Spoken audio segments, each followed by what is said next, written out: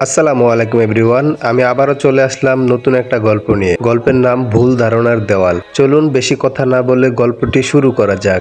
গ্রামের সকালগুলো খুব শান্ত হয়। কুয়াশার ভেতর দিয়ে সূর্যের আলো ধীরে ধীরে মাটিতে নামে। আমি তখনও জানতাম না একটা দিন আমার পুরো জীবনটা বদলে দিবে। মামা শহর থেকে আসতেছেন, সাথে তার মেয়ে মেরিন। আমি তখন শুধু জানতাম সে আমার মামতো বোন, কিন্তু সেই দিনের দেখা অনেক কিছু ছিল। এর মধ্যে সময় যেতে না যেতে আমাদের বাড়ির উঠোনে একটা সাদা গাড়ি এসে থামে। প্রথম গাড়ির দরজা খুলে মেরিন নামে। মা বলল, ওই যে তোর মামতো বোন, গিয়ে নিয়ে আয়। আমি এগিয়ে গেলাম। মেরিন বলল, আপনি রাফি ভাই ঠিক না? আমি বললাম, আমি রাফি। মেরিন হেসে দিল। সেই হাসিটা আমার জীবনের শুরু। দিন যেতে লাগলো। সে গ্রামে নতুন। আমি ওকে গ্রামটা ঘুরিয়ে দেখালাম। ধানের ক্ষেত, পুকুর পাড়, বট গাছ, আমাদের ছোট্ট লাইব্রেরি। একদিন পুকুরের ধারে বসে বলল, শহরে এত মানুষ কিন্তু মনটা একা লাগে। এখানে অল্প মানুষ কিন্তু মন ভরে যায়। আমি চুপ করেছিলাম। তারপর বললাম, তুমি থাকলে গ্রামটা আরো ভালো লাগে। মেরিন শুধু তাকিয়ে রইল, কিছু বলল না, কিন্তু নীরবতা অনেক কথা ছিল। তারপর সন্ধ্যা নেমে আসলো। আমরা সবাই বাসায় চলে আসলাম। রাতে যে যার মতো খাবার খেয়ে ঘুমিয়ে গেছে। রাতে আমি নিজেকে বোঝালাম, সে তো আত্মীয়, এমন ভাবা কি ঠিক? কিন্তু আমার মনের ভিতর প্রশ্নটা বারবার আসতো, ভালোবাসা কি সম্পর্ক দেখে আসে? মেরিনের স্কুল খোলা, তাই মেরিনের ফেরার দিন। গাড়িতে ওঠার আগে সে বলল, রাফি ভাই, আমি যদি আবার আসি তখন কি এইভাবে আমাকে দেখবে? আমি বললাম, তুমি এলে সবকিছু আগের মতো থাকবে না। মেরিন চোখ নামিয়ে নিল। গাড়ি চলে গেল। আমি দাঁড়িয়ে রইলাম। সেদিন বুঝলাম আমি হারিয়ে ফেলেছি নিজেকে। মেরিন শহরে যাওয়ার কয়েক মাস পর আমরা ফোনে কথা বলা শুরু করলাম। একদিন সে বলল, রাফি ভাই, আমি কি শুধু তোমার বোন লাগি?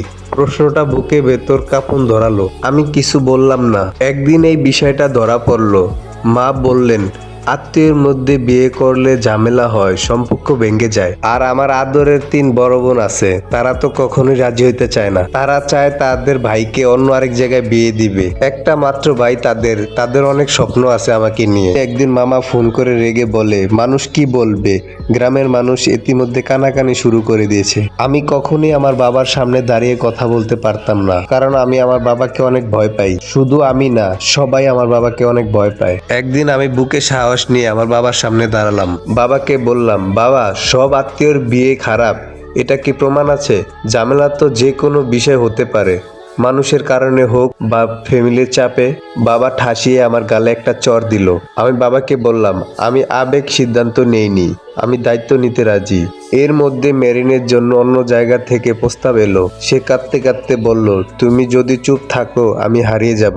কথা শুনে আমি সেই দিন সিদ্ধান্ত নিলাম, লুকিয়ে নয়, সম্মান নিয়ে ভালোবাসবো। সব ঝামেলা শেষ করে একদিন 2 পরিবার এক হয়।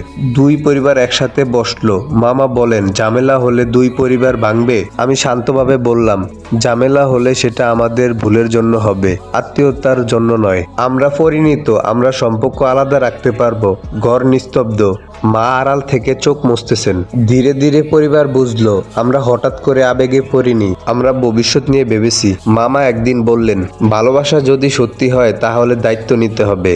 আমি বুঝলাম সে কি বলতে চাইতেছে। কিছুদিন পর খুব সাধারণভাবে বিয়ে হলো। গ্রামের মানুষ অনেকে অবাক, কেউ বলল, দেখি কতদিন টেকে। আমরা প্রমাণ করে দিলাম, শুধু রক্তের সম্পর্ক দেখে আসে না, আসে সম্মান আর বোঝাপড়া দেখে। 5 বছর কেটে গেল। 2 পরিবার আগের থেকেও কাছাকাছি, কোনো ভাঙ্গা নেই। একদিন মা বললেন, আমি ভুল ভেবেছিলাম। আমি হাসলাম। মেরিন পাশে বসেছিল। সে বলল, ভুল ধারণার দেওয়াল ভাঙতে সাহস লাগে। সমাজ সবসময় বলবে আর মানুষ সবসময় ভয় পাবে, কিন্তু সত্য হলো ভালোবাসা তখনই টেকে যখন সেটা সম্মান আর ধৈর্য আর দায়িত্বের উপর দাঁড়ায়। সব আত্মীয়র ভিতরে বিয়ে খারাপ নয়, আবার সব ভালোও নয়। ভুল হয় মানুষের, সম্পর্ক নয়।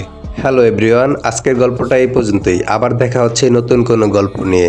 সবাই সুস্থ থাকবেন, ভালো থাকবেন। আল্লাহ হাফেজ।